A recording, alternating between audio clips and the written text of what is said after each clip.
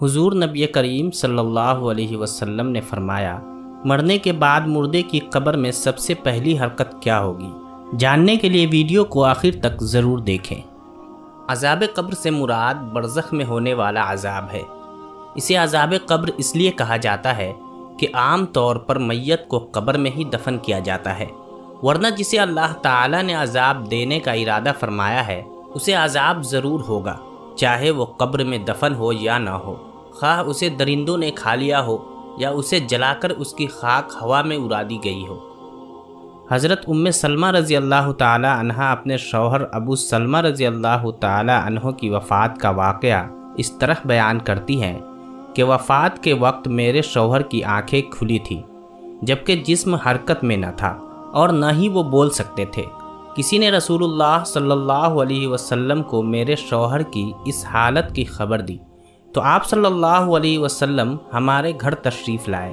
جب نبی اکرم صلی اللہ علیہ وسلم میرے شوہر کے پاس آئے تو آپ نے دیکھا کہ میرے شوہر کی آنکھیں کھلی ہیں، تو انہوں نے اپنے ہاتھ مبارک سے آنکھیں بند کرتے ہوئے فرمایا، جب موت کا فرشتہ انسان کی روح قبض کرتا ہے تو مرنے والے کی آنکھوں کی روشنی بھی روح کے ساتھ چلی جاتی ہے۔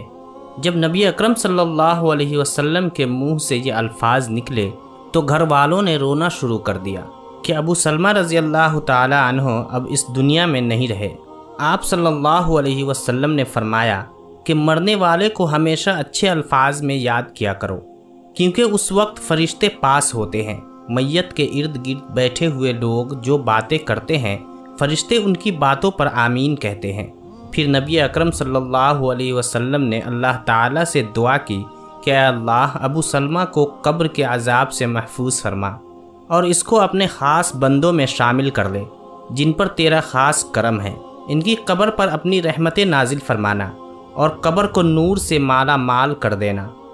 نبی اکرم صلی اللہ علیہ وسلم کی اس دعا سے ثابت ہوتا ہے کہ جب مسلمان وصال کر جاتا ہے تو اللہ تعالیٰ مسلمان کی قبر میں نور اور رحمتیں عطا کرتا ہے، جبکہ غیر مسلم مرتا ہے تو اللہ تعالیٰ اس کی قبر کو تنگ اور عذاب سے بھر دیتا ہے۔ اس دنیا سے پردہ کرنے کے بعد انسان کے لیے سب سے خطرناک پہلی منزل قبر ہی ہے۔ اگر انسان اپنی پہلی منزل یعنی قبر کے عذاب سے بچ جائے تو اس کے لیے باقی سب منزلیں پار کرنا کوئی مشکل نہیں رہ جاتا۔ اسی لیے نبی اکرم صلی اللہ علیہ وسلم نے فرمایا کہ انسان کو مرنے کے بعد بہت سی منزلیں طے کرنا پڑتی ہیں، جن میں سب سے پہلے قبر کا عذاب ہوتا ہے۔ اگر انسان قبر کی سختی سے بچ جائے تو دوسری منزلیں اس کے لیے آسان ہو جاتی ہیں۔ ایک دفعہ نبی اکرم صلی اللہ علیہ وسلم قبرستان سے گزر رہے تھے تو رسول اکرم صلی اللہ علیہ وسلم نے قبر کا عذاب بیان کرتے ہوئے فرمایا کہ مجھے اگر اس بات کا ڈر نہ ہوتا کہ تم میت کو قبر میں دفنانا چھوڑ دو گے تو میں اپنے رب سے دعا فرماتا کہ وہ تم لوگوں کو بھی قبر کے عذاب سے آگاہ کر دے، جس طرح میں دیکھ رہا ہوں اور سن رہا ہوں۔ آپ صلی اللہ علیہ وسلم جب صحابہ کرام کو قبر کے عذاب سے آگاہ کرتے تو سب کے رونگٹے کھڑے ہو جاتے۔ حضرت محمد صلی اللہ علیہ وسلم کا فرمان ہے کہ مرنے کے بعد قبر انسان کی پہلی سیڑھی ہے۔ جس بندے کی یہ منزل آسان ہو گئی تو باقی سب منزلیں اس کے لیے آسان کر دی جاتی ہیں۔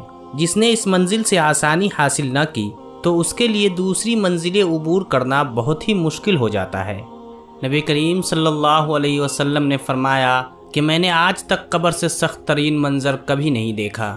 نبی اکرم صلی اللہ علیہ وسلم کا فرمان مبارک ہے کہ میت کو جب قبر میں داخل کر کے گھر کی طرف لوٹتے ہیں تو میت لوگوں کے چلنے کی آواز کو اچھی طرح سن رہی ہوتی ہے۔ اگر مرنے والا سچا مسلمان ہوتا ہے تو نماز اس کے سر کی طرف، روزہ اس کے دائیں طرف، زکوٰۃ اس کے بائیں طرف اور دوسرے جتنے بھی اس کے نیک اعمال ہوتے ہیں وہ اس کے پاؤں کی طرف سے آ جاتے ہیں۔ اور جب بھی قبر کا عذاب اس کے پاس آتا ہے تو نماز، روزہ، حج، زکوٰۃ، صدقہ و خیرات، اس کے نیک اعمال اس کی حفاظت کرتے ہیں۔ پھر اس سے کہا جاتا ہے کہ بیٹھ جاؤ، چنانچہ وہ بیٹھ جاتا ہے۔ اس کو سورج ایسے دکھائی دیتا ہے جیسے غروب ہونے کو ہو۔ پھر اس سے کہا جاتا ہے کہ تم اس شخص کے بارے میں جو تم میں مبعوث ہوا تھا کیا کہتے ہو، اس کے متعلق کیا گواہی دیتے ہو؟ وہ کہتا ہے مجھے ذرا نماز پڑھ لینے دو۔ اسے کہا جاتا ہے کہ تم عنقریب یہ کام کر لو گے۔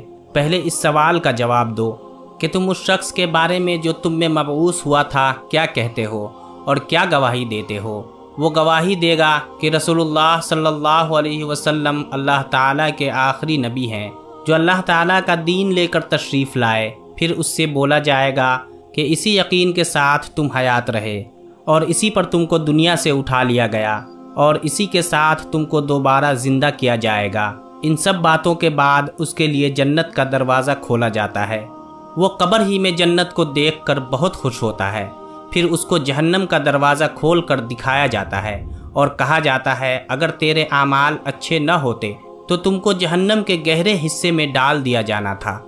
نیک بندے کی قبر کو اللہ تعالیٰ کشادہ اور نور سے منور فرما دیتا ہے۔ روح کو اعلیٰ قسم کا عطر لگا کر پاکیزہ جگہ پر رکھ دیا جاتا ہے۔ غیر مسلم کے بارے میں یہ فرمان ہے کہ جب قبر کا عذاب ان کے جسم پر آتا ہے تو ان کے ارد گرد کوئی بھی نیک اعمال نہیں ہوتے جو ان کی حفاظت کر سکے۔ پھر اس کافر کو حکم دیا جاتا ہے کہ یہاں پر بیٹھ جاؤ تو وہ ڈرتا ڈرتا بیٹھ جاتا ہے۔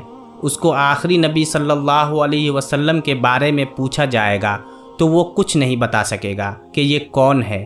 پھر ان کو محمد صلی اللہ علیہ وآلہ وسلم کے بارے میں بتایا جائے گا تو وہ جواب دے گا کہ میرے علم میں نہیں ہے کہ محمد صلی اللہ علیہ وسلم کون ہیں۔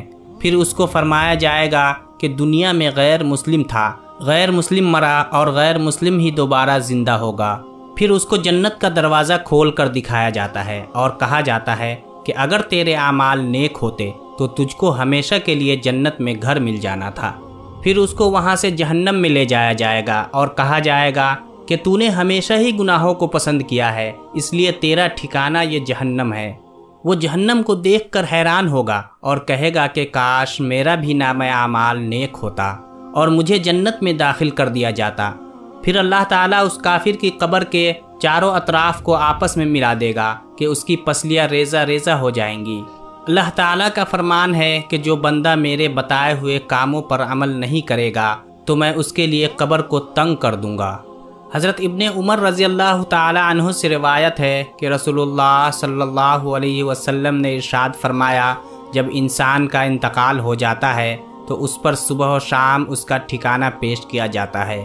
اگر وہ اہل جنت میں سے ہے تو جنت والوں کا مقام، اور اگر وہ اہل جہنم میں سے ہے تو جہنم والوں کا مقام اس کو دکھایا جاتا ہے۔ پھر کہا جاتا ہے کہ یہ تیرا ٹھکانہ ہے، یہاں تک کہ اللہ تجھ کو قیامت کے دن اٹھائے گا۔ اسی طرح حضرت عائشہ رضی اللہ تعالی عنہا سے روایت ہے کہ ایک یہودی عورت ان کے پاس آئی اور اس نے عذاب قبر کا ذکر کرتے ہوئے حضرت عائشہ رضی اللہ تعالی عنہا کو دعا دی، اللہ تعالیٰ آپ کو عذاب قبر سے بچائے۔ حضرت عائشہ رضی اللہ تعالی عنہا نے رسول اللہ صلی اللہ علیہ وسلم سے سوال کیا کہ کیا واقعی عذاب قبر ہوتا ہے؟ تو رسول اللہ صلی اللہ علیہ وآلہ وسلم نے فرمایا جی ہاں، عذاب قبر برحق ہے۔ حضرت عائشہ رضی اللہ تعالی عنہا فرماتی ہیں اس کے بعد میں نے رسول اللہ صلی اللہ علیہ وسلم کو ہمیشہ دیکھا کہ ہر نماز میں آپ عذاب قبر سے پناہ مانگتے تھے۔ حضرت قتادہ رضی اللہ تعالی عنہ فرماتے ہیں کہ عذاب قبر کے 3 حصے ہیں۔ 1/3 عذاب پیشاب سے نہ بچنے کے سبب، 1/3 غیبت کے سبب اور 1/3 چغل خوری کے سبب ہوتا ہے۔ اللہ پاک ہمیں قبر کی سختیوں اور عذاب سے محفوظ رکھے، ہمیں قبر میں نبی کریم صلی اللہ علیہ وسلم کی پہچان نصیب فرمائے، آمین۔ کمنٹ سیکشن میں آمین لکھنا مت بھولیے۔